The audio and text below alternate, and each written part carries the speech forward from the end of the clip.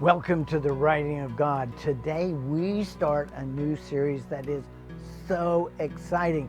We are going to unfold for you centuries of prophecy, starting with the prophet Daniel, that will reveal to you the mysterious secret of the Star of Bethlehem.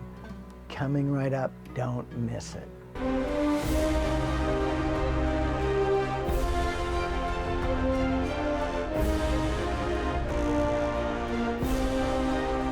Join ancient language linguist, author, educator, and biblical archaeologist, Dr. Miles Jones, as he explores the writing of God. Welcome to the Writing of God.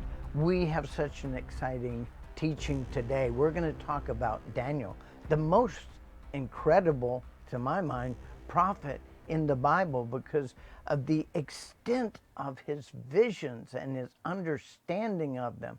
He had a direct cable to the Almighty, and he foresaw the entirety of history in such precise detail from his time, starting in the 7th century, all the way up to the time of the Messiah and Jerusalem, because he was yearning for Jerusalem.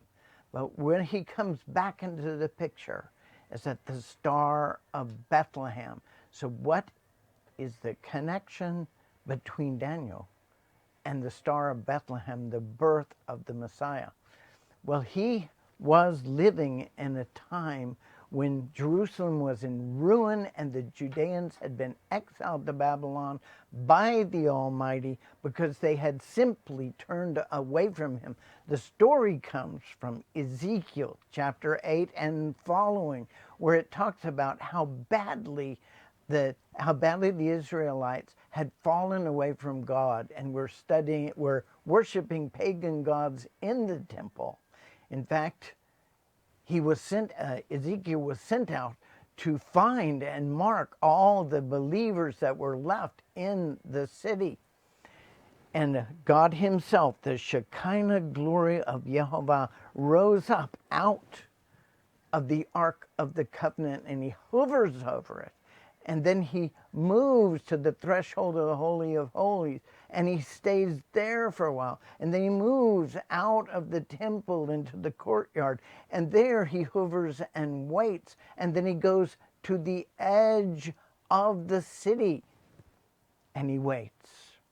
He waits to see if anyone knows or cares or can perceive even that the Shekinah glory of God himself, which was the heart of his people, is leaving the temple because of their iniquity.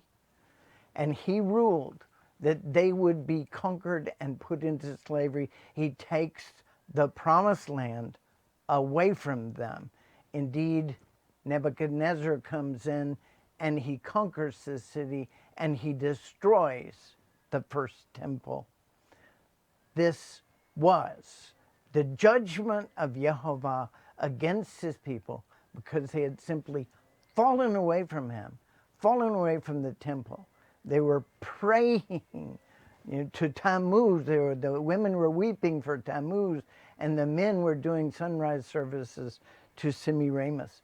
So it was an incredible story, and it destroyed Jerusalem, and now Daniel is in the story here, because what it says when the Shekinah glory of God rose up out of the temple, and it waited and it waited and it waited at the gates of the city, and when it got no response, it went to the east.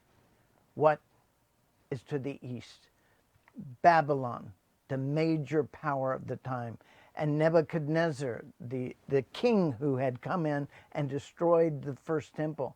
He was to the east, and so was Daniel, and so was Gabriel, the archangel he sent to redeem the Israelite people and bring them back to the promised land. It started like this. King Nebuchadnezzar had a vision, the great image with feet of clay, with the head of gold and feet of clay. And none of his wise men or astrologers could understand this dream, this vision that kept reoccurring to him. So, of course, being a king, he had them all executed. And yet, Daniel stood forth, and he was able to interpret King Nebuchadnezzar's vision.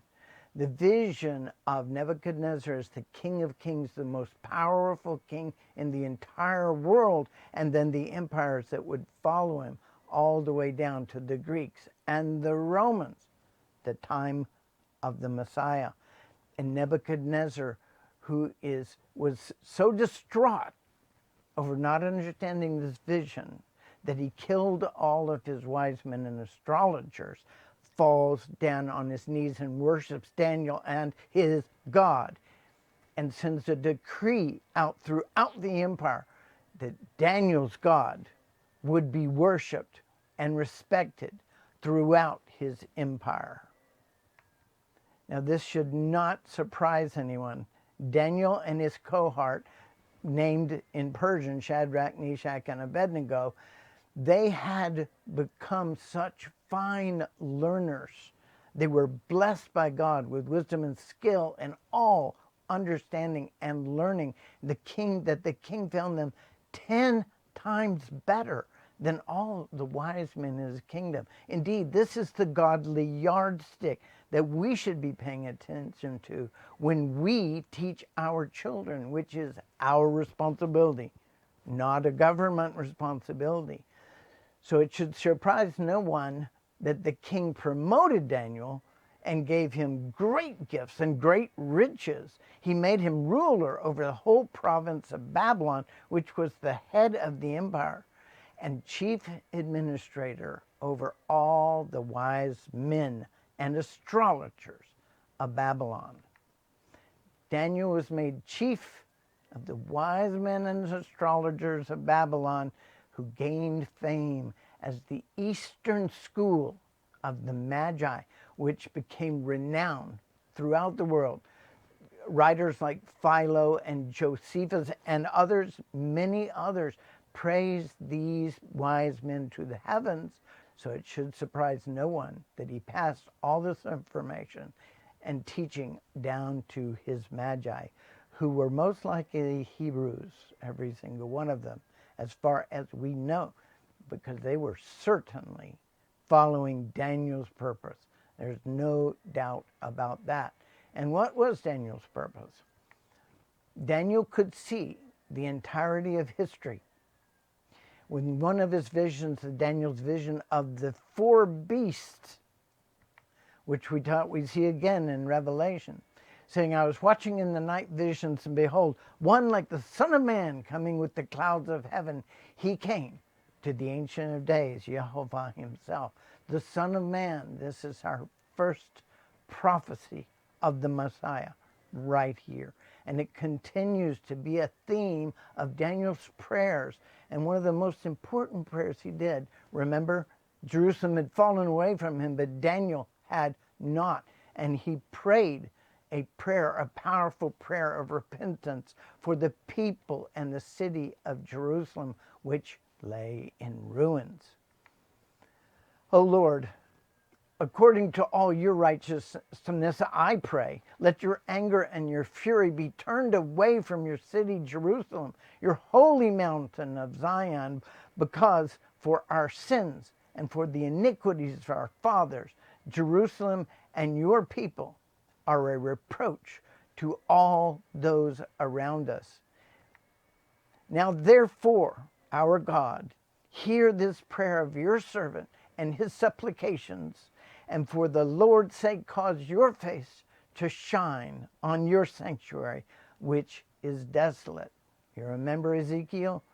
The Shekinah glory of God himself had left the sanctuary in Jerusalem, and the king had come in, King Nebuchadnezzar had come in and destroyed it and taken the people into slavery for their iniquity, for their falling away from God. And to Daniel in the east, remember in Ezekiel, he goes east, the Shekinah glory of God goes east, and due east is the kingdom, the empire of Babylon. And there we find his archangel appearing to Daniel. But he has a mission. He has a mission that is going to last for the next 6 centuries. And Daniel is going to be the chief player. I am Gabriel, who stands in the presence of Yehovah. Gabriel appeared to Daniel in dreams and visions often. Powerful dreams, powerful visions that left him pale and weak for days afterward. Gabriel, whom I had seen in the vision at the beginning, the vision of the 4 beasts, touched me and talked with me and said, "Oh, Daniel, I am now come forth to give you skill and understanding.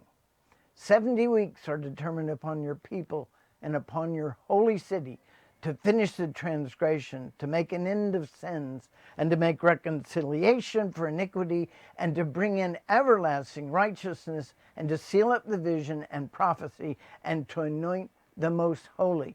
This is a blueprint for the Israelites to regain the holy city, the promised land, and the relationship with Yehovah.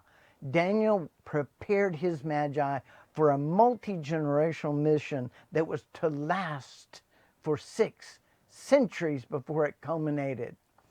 He entrusted them to present his riches of gold, frankincense, and myrrh to the prophesied Messiah. Know and therefore understand that from the going forth of the commandment to restore and rebuild Jerusalem unto the arrival of the Messiah, he told them exactly when the time of the Messiah would start.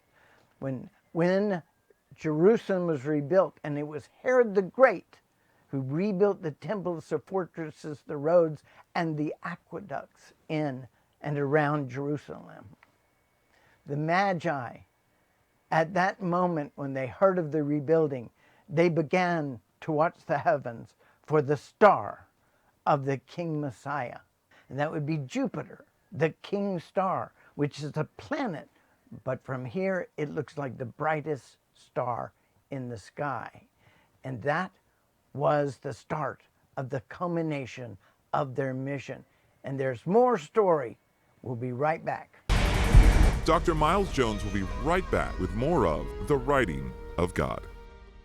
The Unveiled, rediscovering the Zadokite covenant of the first 3,000, reveals to us a major archaeological breakthrough covering missing pages, missing centuries of history regarding the Zadok priesthood.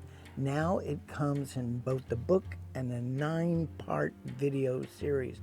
Buy the boat, save money, get started on this incredible journey. Do it today. I don't know about you, but I find the story of Daniel to be so incredible. So incredible. The accuracy with which he prophesied the coming centuries. Now, those of you who want more detail than we can cover in an episode, you should go to our book, The Sons of Zion versus the Sons of Greek. Much more detail in there. And then go back to Daniel and study it all over again. Now, we are translating these and bringing this information to you from the Hebrew Gospels, which we are translating. We translated Revelation, which you can get on our website, writingofgod.com, and we're translating Matthew. Now, I recommend that you sign up for the Revelation of the Month Club. It's only $10, but you get the chapters from Matthew as soon as we translate them. You get them right in your home, right on your email. So think about that, supporting our work through the Revelation of the Month Club.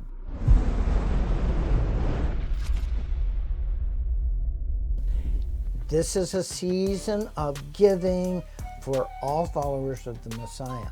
And we have done a very special video series on the history of the Magi, things people do not know about Daniel's Magi, who 6 centuries later came to bring precious treasure to the Christ child, to the Messiah, right? And we wanted to do something more than just a video for you.